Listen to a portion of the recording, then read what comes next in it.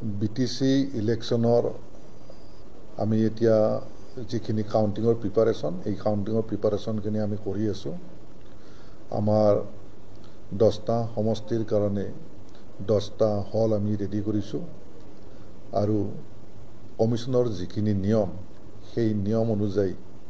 আমাৰ যিখিনি arrangement CC কেমেৰাৰ পৰা আৰম্ভ কৰি কম্পিউটাৰ ইনষ্টলমেণ্টৰ পৰা গোটেইখিনি আমি কৰিছোঁ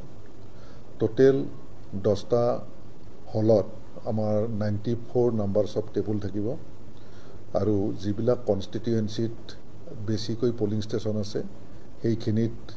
অলপ বেছিকৈ আমি কাউন্টিং টেবুল দিছোঁ আৰু য'ত বাকিবিলাক কম্পাৰেটিভলি কম আছে সেইখিনিত আমি কমকৈ টেবুলৰ ব্যৱস্থা কৰিছোঁ আৰু গোটেই প্ৰক্ৰিয়াটো কৰোঁতে আমাৰ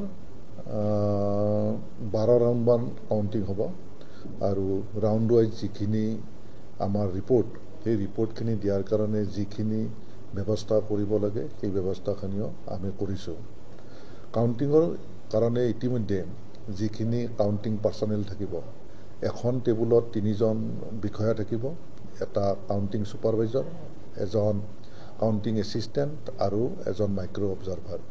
তেনেকৈ আমাৰ এআৰও টেবুল তাত অবজাৰ্ভাৰ থাকিব আৰু অবজাৰ্ভাৰৰ লগতো এজন মাইক্ৰ অবজাৰ্ভাৰ থাকিব আৰু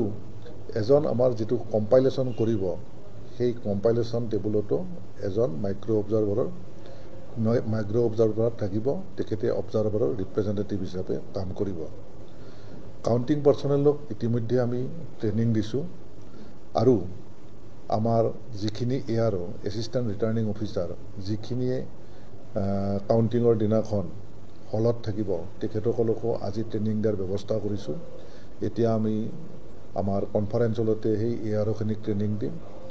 আৰু আমি এটা ব্যৱস্থা ল'ম বুলি ভাবি আছোঁ কাউন্টিং প্ৰচেছৰ বিষয়ে যাতে কেণ্ডিডেটছবিলাকেও জানে কাইলৈ ৰাতিপুৱাৰ ভাগত আমি কেণ্ডিডেটছবিলাককো মাতি আনি কাউন্টিং প্ৰক্ৰিয়াটো কেনেকৈ হয় কেনেকৈ কৰিম সেই বিষয়ে জনাবলৈ আমি ব্যৱস্থা কৰিছোঁ